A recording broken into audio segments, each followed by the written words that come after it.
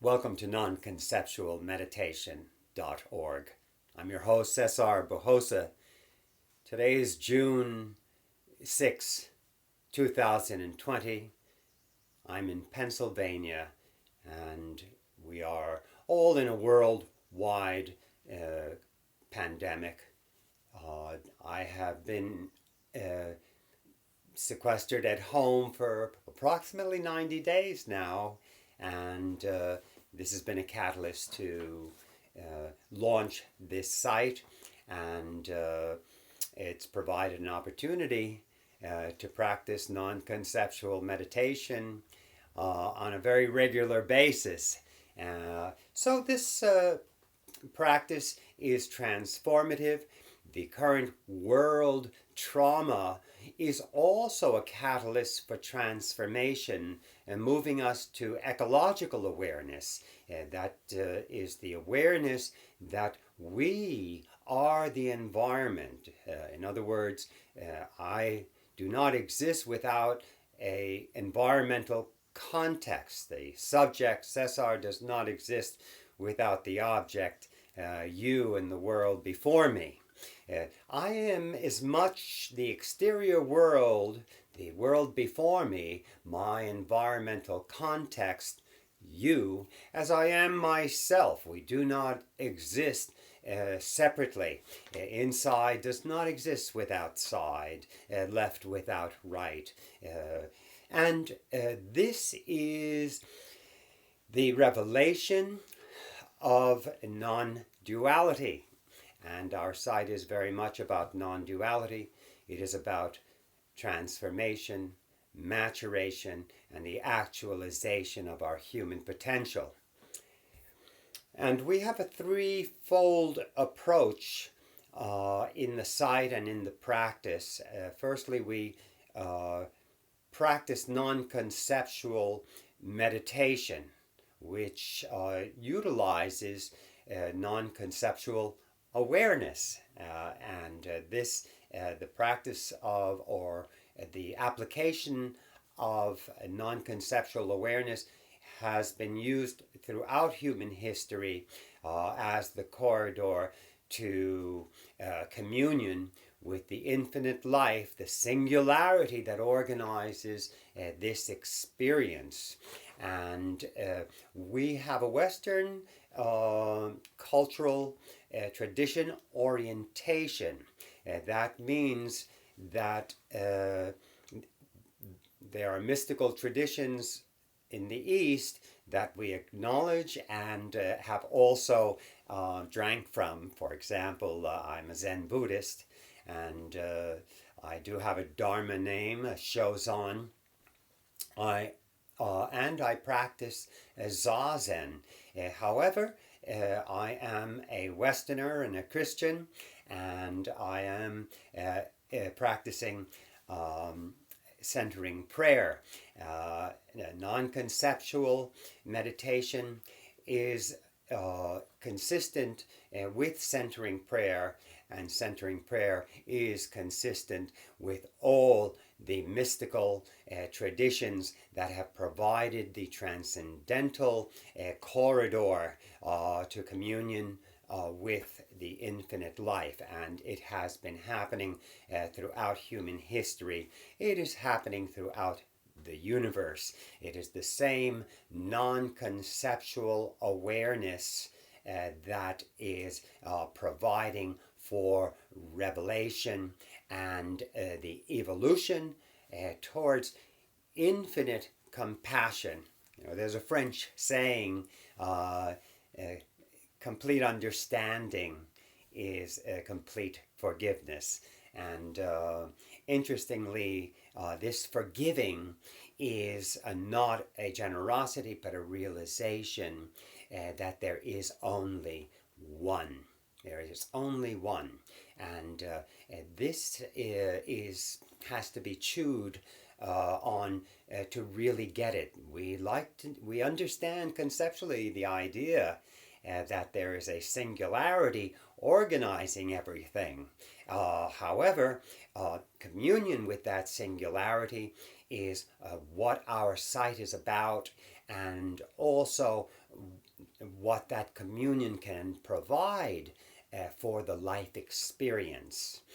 And again, we are moving from a humanistic perspective towards an ecological perspective through the catalyst of world trauma, if you may. The pandemic is heightening our awareness of our relationship with our environmental context. And again, folks, there is no you without me. I am your environmental context, you may say, might say. We do not exist without the environment, the subject and object are a singularity. And we're well aware of that. Now we need to experience it and let that provide a new way of looking at things, and moving towards remarkable wisdom. What a wonderful thing is available to all of us. So let's talk about the threefold practices in the site, and I'll touch on them briefly. Your exploration will certainly, as you go through the site, you'll come to understand it. The first part, of course, is the practice of non-conceptual meditation. The second part is mindfulness based anxiety reduction, which is related to non-conceptual practice. Why? Because we come to understand that the schemas, these are mental patterns. Schemas are mental patterns. Our mental patterns are cosmic events.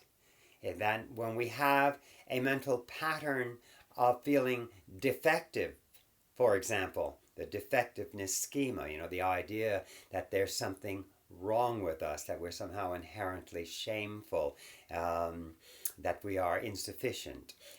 This notion is cosmic in nature, and it's experienced personally. So we learn in mindfulness-based anxiety reduction to meditate, which decenters us, interrupts the personalizing process, which is, by the way, also cosmic. It's kind of funny that way. In other words, that which makes us think that we are the doers of action is in fact the cosmos. Nature itself is leading us into this idea. I have the idea that I just raised my hand. I don't know how to raise my hand. I just do it. And so, in fact, all events are nature itself. Why are we talking right now? And communicating? Well, it's for the same reason that the sun is shining. It is for the same reason that it rains. It's natural events, and it is inexplicable. And the Zen tradition are wonderful. So Zen Buddhism, for example, points at this non-duality beautifully through these very comic koans that they have, these puzzles. What is the sound of one hand clapping? What a wonderful koan that is. What is the sound of one hand clapping? And it has everything to do with who is it that is experiencing defectiveness. And there's a liberation ahead for you. Let's talk further now about the third part of our site, the mystic. We are focused on Meister Eckhart, the 13th century. That's the early part of the 13th century. Enlightened Catholic mystic who wrote prolifically, and we can read his teachings and his confession, and also study the relationship he had with his cultural situation. He was not well received. Mystics in general are not well received at first, and the culture later adjusts and is persuaded by them. So we have, for example, the story of Jesus of Nazareth, who confessed that the Son of Man was the Son of God, that there was a familial relationship between humanity and the infinite divine being that organizes existence, and that was understood at that time by his his culture as an inflated, heretical, fraudulent presentation. And that's what happens to the mystic today. And however, we are these mystics. We are studying Meister Eckhart to understand ourselves. We are investigating schema therapy, recognizing and investigating the idea that all schema, all mental patterns are cosmic in nature, and that the liberation from these pathologies have to do with transcendence, and also, of course, the practice of mindfulness, the practice of non-conceptual awareness.